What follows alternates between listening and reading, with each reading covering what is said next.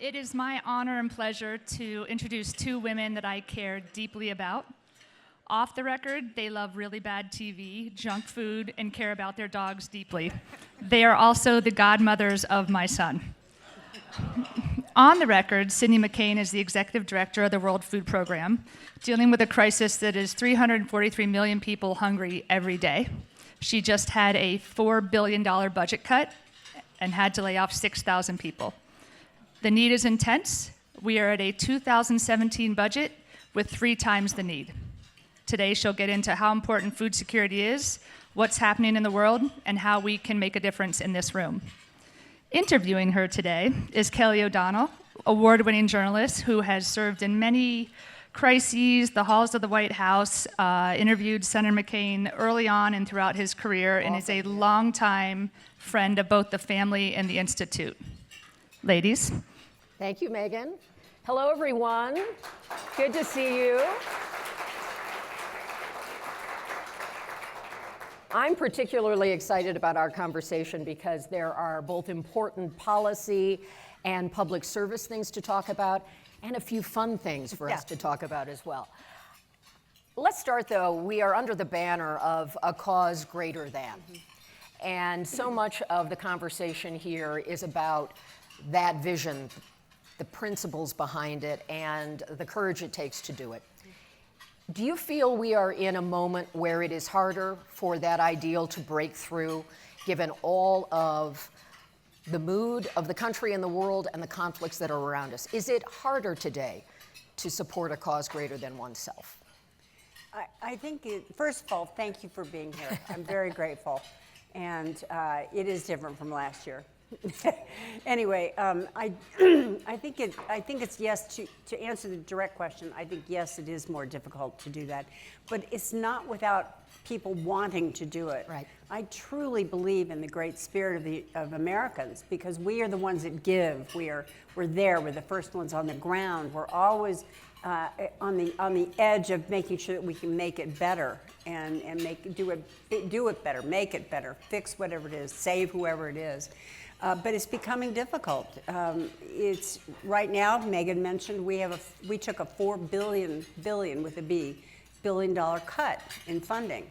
We have needs right now that so you know of many of them, but there's many that you don't know about that are just as tragic as the ones that get the headlines.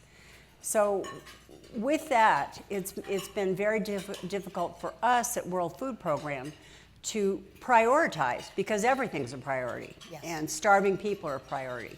And so I have to make the decisions, and have made the decisions, to take food from the hungry to give to the starving, because I don't have enough food now.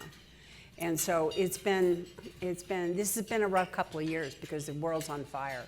I've never seen it like this. None of us have. And it's becoming more difficult because the political climate is more difficult now. And that climate includes sort of an American focus inward. The administration supports that. Many of the people who voted for President Trump have that kind of a view, making it probably a harder sell to talk about giving in a global way. Part of the conversations here have certainly focused on military capability, economic strength, innovation, and all of those are things that put us into kind of the hard power of the United States. The soft power has long been one of the jewels of American leadership, but it may be having a moment where it's harder. What do you see in your role about what could be lost, what is at stake when it comes to American soft power? Well, I'll begin with the discussion that's rather new to this arena, is that food security is national security. Food security is national security. And without the basics, being food and medicine, et cetera, people are either going to die, they're going to migrate, or they're going to start a conflict. And that's exactly what's happening right now. The soft power advantage and I'll speak directly about WFP, of course, but the soft power advantage that we have is that we make a difference in the communities. It's not just about the individual. One of our programs, for example, is called our school feeding programs. Kids who can't get food at home, their parents can't feed them, especially little girls. can go to school and be fed because one of our programs exists in that school. And it does more than just feed the kids, because we usually buy locally so that the local economy is helped by that, and it's fresher, it's better for them, et cetera, all those kinds of things. So just that's one example in many programs that we have that deal with in the soft power arena.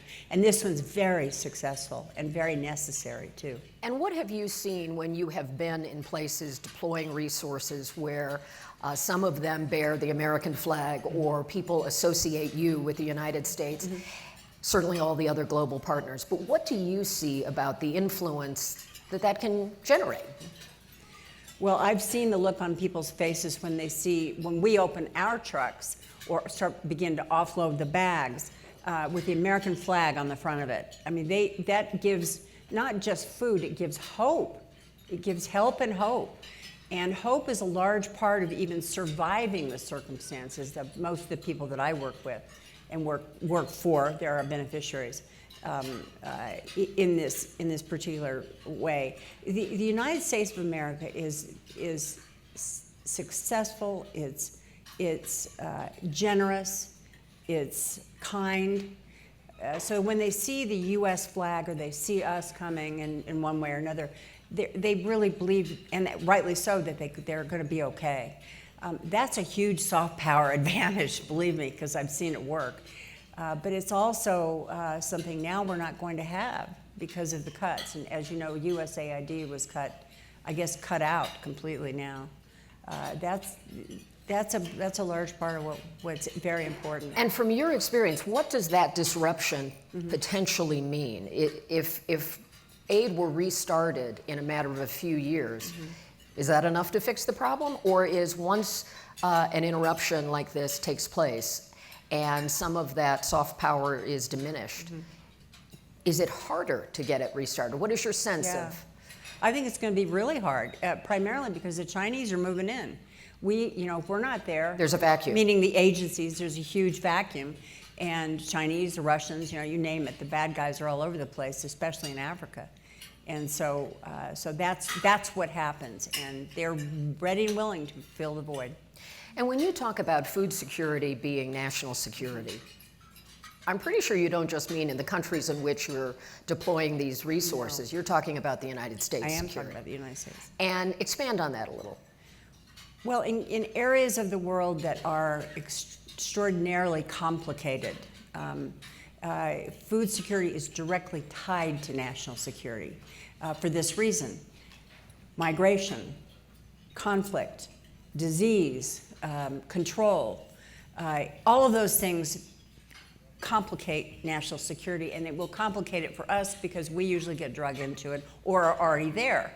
So keeping people fed is not only the right thing to do, it's a good investment for the United States of America, and it's also something that down the road, one quick story. There's a young man that works for us in WFP now and lives in Rome, where we're at.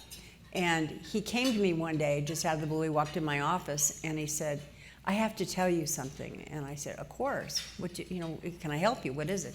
He said, "This organization fed me when I was a child. My parents had to migrate. They were on the road. They didn't have any food. Their father died as a result of it." And he said, "I'm alive and well today and successful because of WFP." That's the kind of thing, that's the difference we make. And that's not a single story, that's across the board on this. So it's our organization and other organizations, this is very, very important to this national security and the security of the United States of America. And the southern border, of course, complicates this for us, as you know. And you are on the front lines and you see and experience those kinds of personal reactions. Is there another sort of moment you could share of something where you were in one of those places where the need is so great and you could see almost that moment of transformation? Yeah. There's what part of our program is feeding infants. And so we have this special paste that's manufactured, it's high protein, high everything, to take infants up to the age of 1 from malnutrition and starvation back into healthy weight and healthy diet. And so I've seen that work firsthand, and it's just the inability now to be able to give that in bulk and at scale is they're just gonna die. I mean, I have no other way to put it other than this is something that will completely devastate not just communities but countries, whole countries. Give us a sense of the scale of what you are seeing. When you talk about making a decision between someone hungry and someone starving, that is, that really resonates with what you're up against. There are no easy days in your business. No. Give us a sense of the scale of the need today and how it has changed. Well, as Megan mentioned, we have 3 times more need than we had in 2017, which is the funding level that we're at right now. The scale is enormous, especially, and I'll give you Sudan for an example. Sudan is the largest humanitarian crisis on the planet. Not many people know that because no one cares. And I don't mean people care, but I mean the media sometimes doesn't care. Doesn't the get people the that give us the news either don't care or just are not tuned into it. And so when you see, and I've seen it with my own eyes because a large portion of them go across the border into Chad, and there's millions of people living on the other side of the border now. It's, we're talking about feeding in one camp 1.2 million people. Staggering. That's just one camp. And now, of course, there's been starvation on that. There's cross-border issues are very difficult. But there's now it's become complicated because the bad guys have moved in there. They're killing people in the camps. There was a mass murder just a couple of weeks ago in one of our big camps. It killed about 400 people at one time. So it's without food and without the ability for people to have access to clean water and food, it's a recipe for disaster, I can't tell you. And it's compounding. Yeah. So in all the years that I've known you, covering you, getting to know you better, the one thing I've always learned about Cindy, there is no ordinary girls trip. When she is traveling, she is headed to some destination that likely the State Department has a warning about. So you go to a lot of places that other people would be afraid to go, and you've done it for a long time, long before World Food Program. How has that changed your view of, are these solvable problems? For me, it was like everyone, when you begin work like this or you get involved in things like this, it starts from an experience of some kind. And I had an experience that just not only opened my eyes, but broke my heart. And so what I see is the spirit of Americans particularly wanting to do something, not knowing how to do it or if they can do it, or being afraid to do it. I mean, I'm not suggesting anybody in this room go to the places I go. You can't get there anyway, unless you fly on one of our airplanes. But it's the need is so great. And like I said before, Americans are always the first ones in, and they step up to the plate. And we need the American spirit more than ever right now in these places, in these countries. And there are some tangible benefits to sectors of the American economy when it comes to this. So, for example, when you talked about school programs, American farmers are a part of the pipeline of supply. Yes, they are. Yeah. Which I think many people are not tapped into unless they're in those circles. Yeah. So when people are talking about, there are a lot of problems in the United States and we should focus here, and we have fiscal issues here, and there are certainly no shortage of problems domestically in the United States to try to tackle. How do you try to tell the story of why it is worth it for the American people and the leaders they send to Congress who do the appropriations to continue to pursue these kinds of programs? Well, just one example in this is, of course, our American farmers who are the backbone of this country. In the last 5 years, WFP, there's other organizations that do too, we've pumped back into the U.S. economy $6 billion because we buy the commodities, we source many different things, not just the bags of food that you see, but many other things, including equipment, et cetera. So it's not a bad deal for the U.S. in terms of what we do, but it's also, it's how it's prescribed, it's how it's described, and And unfortunately, I think foreign aid, as they call it, I hate that term, but foreign aid is a dirty word. And I think right now it seems to be a dirty word.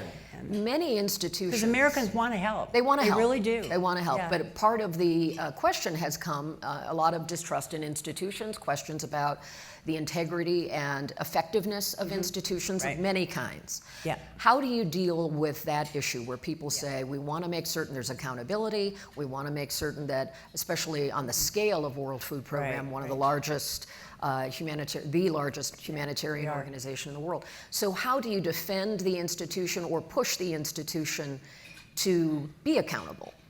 We know we're no different than any other country. There's fat in many of these organizations and in many of the way it's inefficient and things like that. I had a very lucky opportunity because I was the U.S. ambassador to the Rome-based agencies prior to taking on this role. So I saw it from the other side, and I saw the waste and mismanagement. So when I came on board 2 years ago, we've already done that. We have cleaned up. We're not fat anymore. We're efficient. We're effective. We have trimmed way down in the numbers of people. We still have ways to go because of the recent cuts. But it's the right thing to do. We need to be good stewards of our donor dollars, and especially for me, the United States. So I took it very personally when I saw the waste and the mismanagement and the ineffectiveness and the non-use of anything technologically advanced. And so we've come about face in 2 years, and I don't think the former folks would recognize how we operate because we're different now. And I knew we had to adapt to the times because I could see what was going to happen with the funding. But for us, I'm very grateful that we've done that. We've faced this particular dilemma with regards to funding in a different way. And we've also encouraged our European partners and our private sector partners and of course private family donors, et cetera, to step up to the plate and help us out. This is a problem that not one country can fix. Yes. Or help. We need everybody involved in this, absolutely everybody, to make sure that people don't do the things that I described, the starvation, the migration, Sounds like you were a little bit ahead of Elon Musk in the rooting out of... I was. Yes. And so are there some technical things that are available today that weren't maybe a few years or even a generation ago that can help to deliver or execute or assess what your needs are? Well, right now we are in the process of implementing drones for drone food drops. In some areas that are really dicey and really dangerous, that's a good option for us. It really is, keeps our people safe. We're in giving the smallholder farmers the ability to predict weather patterns, changes, water usage, those kinds of things, and the tools to do it, because it can all run off a cell phone. That's another way that we put into the field. We do cash-based transfers. Now, why, you may say, oh my God, the cash is going in the hands of the bad guys. It's not. It's going in the hands of the women, and it's a voucher on their phone, and they can't get it without their face and their phone. So those kinds of things have made it easier, has made food more accessible, it's fresher, it helps the local economies. That's something that we designed and implemented, and now it's UN-wide, UN system-wide. And you have been at the helm during a period where we've seen two very prominent wars. You talked about the emergency in Sudan, but there's been a lot of focus on Ukraine and a lot of focus on Gaza. Yeah. You are someone who has been on the ground in Gaza. You've seen it up close. Where is that crisis as it stands today? Efforts toward peace, but there are still difficulties in getting aid in. What's your assessment right now? Right now, we're not getting anything in. There has not been an ounce of food delivered inside Gaza since March 2nd, I think it was the last ability to get it in. The last usable food dried up about 10 days ago. So there is there is nothing on the ground to eat or utilize in any way. There's no medicine, there's no food, none of that. World Central, Nate Mooks here someplace, World Central Kitchen has the same problem, and they're unable to cook. You know, they have their kitchens and stuff, and so they're suffering from the same problem we are. And the impediments are many. Yeah, but yeah. what stands in the way, do you think, for any kind of a breakthrough there? And do you see any sense of opportunity coming? Okay. Food should never be politicized, and that's what's happening. Food is being, I won't say it's a weapon. I'm not going to use that term because I don't believe that. But I do know that it's right now, it's a political pawn in all of this. It's a leverage point. It is, absolutely. And so those kinds of things have to be dealt with from a political level. That's why I talk to my European friends a lot and others to help me deal with the situation, because we need help. We need the voices of the leaders around the world to stop this and make sure that we can continue to feed. But the world's complicated, and that may sound trite, but it's complicated, and we're kind of tied up in it. And I think the lack of understanding about who we are and what we do and why we're important is something that I think is not understood by many of our newer politicians within the government and other governments too. That's some of the diplomacy and outreach part Right. of your role. Right. Are you finding you have to pivot in ways to find new partners or to draw attention in new ways? You talked about Yeah. outreach to Europe, to donor families, things like that. Where are the potential opportunities for a breakthrough in terms of increasing awareness and maybe getting more action? Mm-hmm. Well, people are listening now. I mean, we're not having any problem getting in the door at all. It's just a matter of how they fit in. A lot of organizations don't want to give to the emergency, they'd rather give to the development side of it. Well, the truth is we can't get to the development side until we feed the emergency. Why is that? What's the reasoning behind that? You know, I think they feel it's more of a long-term investment, which it is. I mean, it's a good use of money, but we still need the funding to be able to do what we're doing in Gaza, what we're doing in DRC, what we're doing in Sudan, Somalia, you know, the Sahel, all the way across. The idea that somehow we can, like Africa's like an afterthought, and I'm not suggesting anyone in this room believes that, but there are some organizations and some people that really think it's just hopeless, let's get out. Why do anything there? We can't do that. We cannot do that. And so the organizations like WFP and others have maintained a very strong presence all across the continent. And we need to stay because it's getting larger and it's getting worse. And it's also not enabling their own people to try to help themselves. So we got to feed the emergency first, and then we'll go straight into the development then. And what are the other hot spots that keep you up at night? Oh, God. Well, Ukraine, of course. Ukraine, I think initially it was Sudan. It's actually all of them. I don't know why I even hesitate. It's all of the above. What I can't fathom is having to make the choices, and it's been really hard for me. It does keep me awake. I have shed tears over it. I have tried to figure out, what am I missing? What can I do better? Who can I talk to? Anybody. And I will work with anybody to be able to feed people. And it's important that we all work together for this. Do you get a sense that there's a political climate willing to receive you when you say, I'll work with anybody? Mm-hmm. Well, yes, I can speak to the ones that already have done that, and I'm hoping others will too. But it's when I tell them, you know, we're neutral. We are obviously we're part of the United Nations. We have no agenda other than to feed. That's what we do.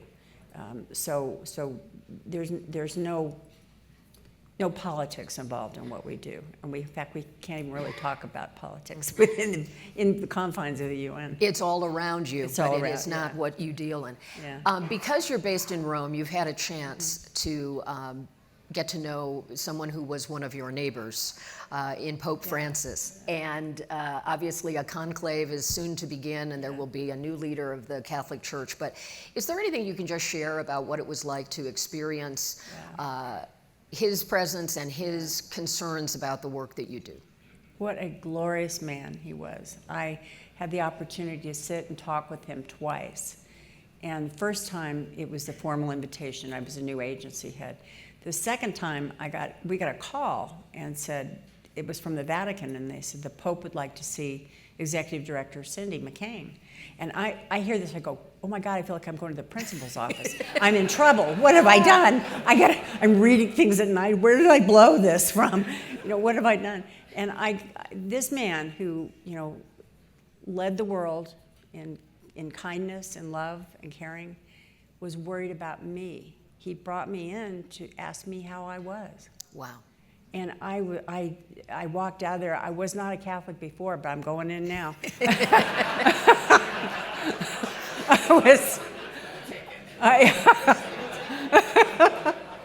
But I mean, that's the kind of man he was. And for him to take time and worry about me was, obviously it changed my life. It really did. Well, I'm an Irish Catholic, and so any favorable Pope talk, I'm always happy to hear.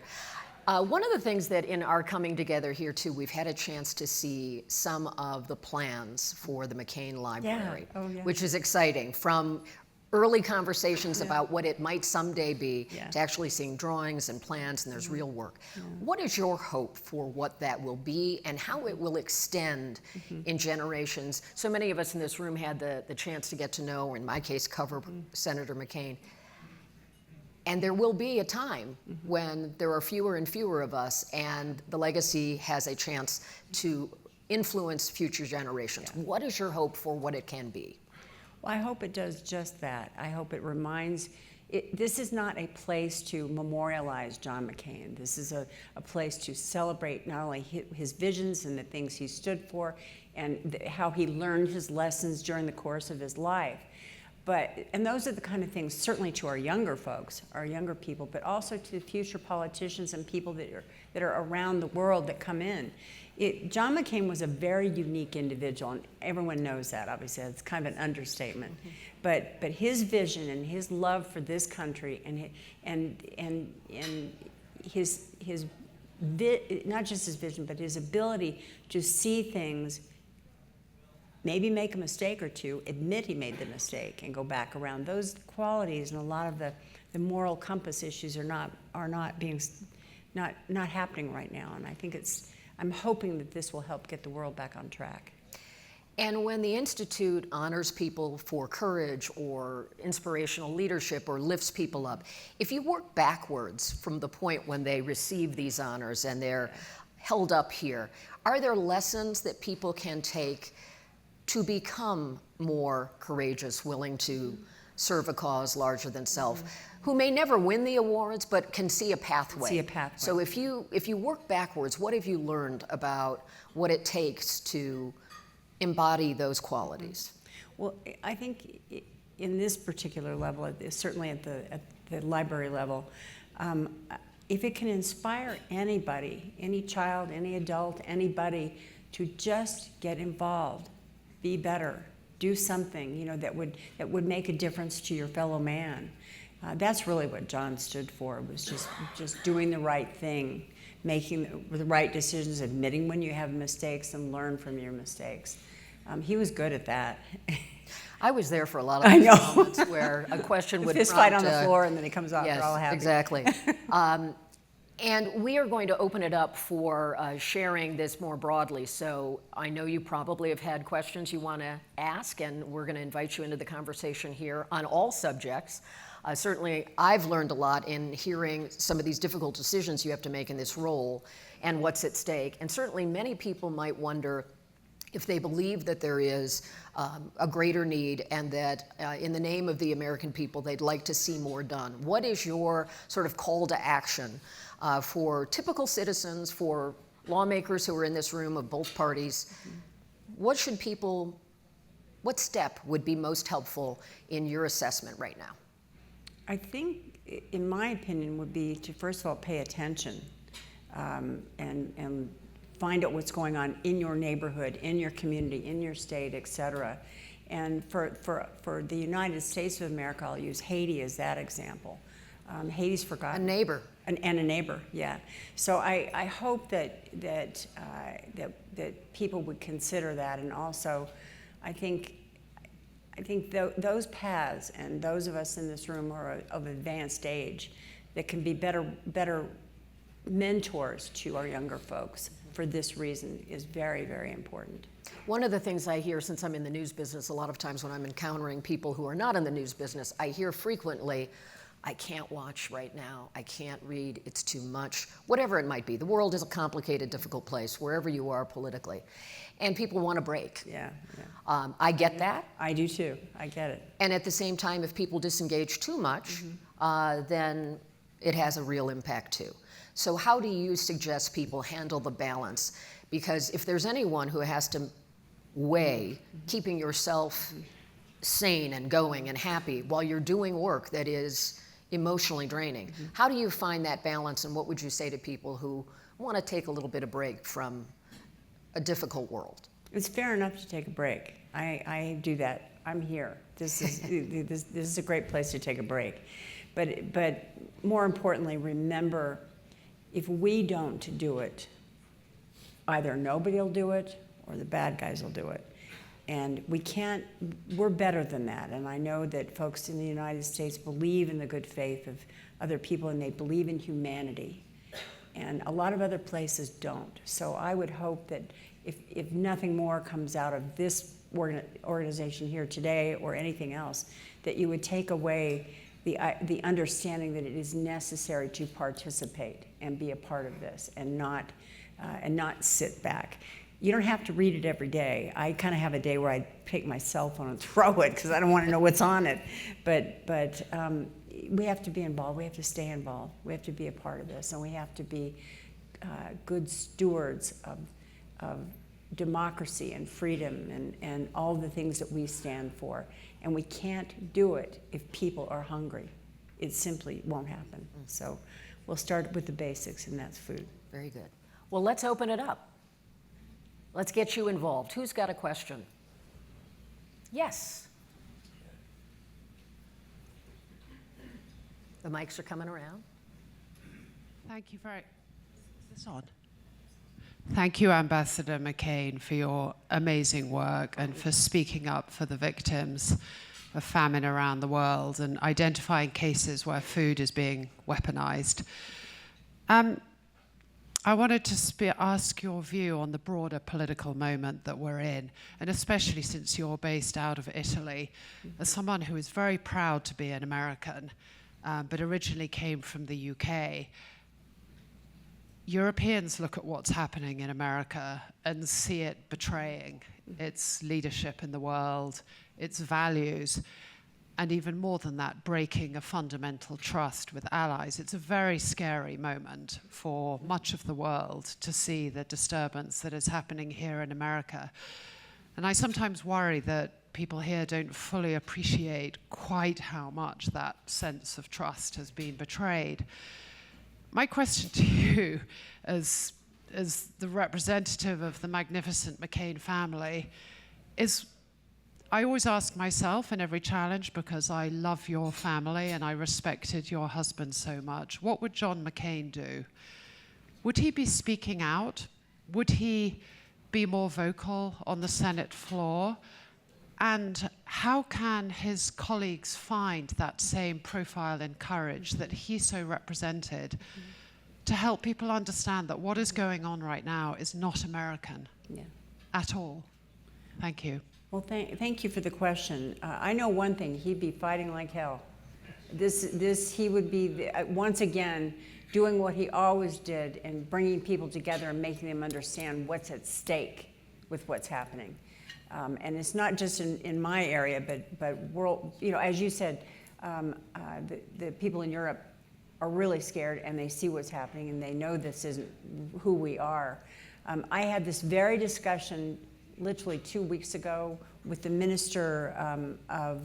foreign minister of Italy, Tajani, and he asked me the same thing. What's going on? What's happening? Look, this is, whatever you stand on the political spectrum, this will change. Americans, we right the ship. We usually do. We're going to hit some bumps along the way. But bottom line is, there's no other country like this one. And there's no other form of government and democracy, as warranted as it is, that's better than this one. And so I think we just keep doing what we do. We vote however you vote. Vote in whatever way you vote. It doesn't matter. We just need to be involved. We need to stay involved. But he would be raising hell, John would. You can almost picture the, Yeah, I can see it. the Yeah. thunderous speeches. One quick story he would tell about with Senator Kennedy, where he would, there was an audience of visitors in the upper part of the chamber, and he would tell the story about how he went over to Ted Kennedy and said, "Let's give him a show." And they had a vigorous debate from two different points of view on an issue. Another question. Don't hold back. I would say one thing too, to her question, is none of this should be personal. Politics doesn't work with personal. So making this personal, making about the person somehow is bad because they believe in a certain way, is not helpful at all. And so I would encourage everyone to just remind yourself that personalizing politics is not right. We're better than that, and our form of government is better than that. Now that's a hard lesson from a political family, to not have it be personal. Yeah. That's a tough one. Anybody? Okay. Well, let me say We that solved the world's problems. We've I'm solved so the glad. world's problems. It is certainly a challenging portfolio that you have, and we are glad you are in the arena. Thank you so I much, appreciate it Ambassador. very much. Thank you. Thank you all.